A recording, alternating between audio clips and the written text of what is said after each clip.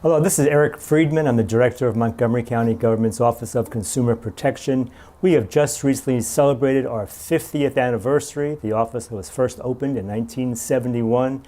And we have a lot of scammers that are circulating in Montgomery County, sometimes in shopping centers with consumers. And we recently have some footage of just that happening.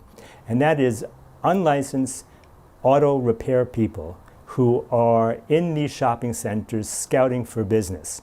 And what they will do is they'll come up to a consumer if they see that their car has a dent or a scratch, and not many cars don't have dents and scratches, and they will offer to do a repair on the spot.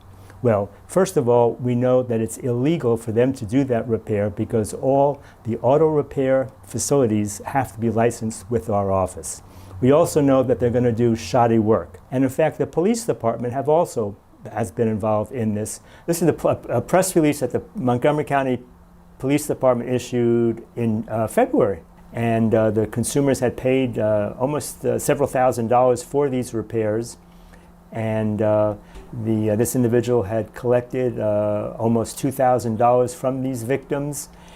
In one case, he did intimidate the consumer by driving her to an ATM machine and saying that she had to pay more money than was initially explained to her for that repair. So one of the things to keep on the lookout for is some of their fancy lines. Sometimes they will see a dent and they claim that they have repaired the dent, and then they cover it up with something.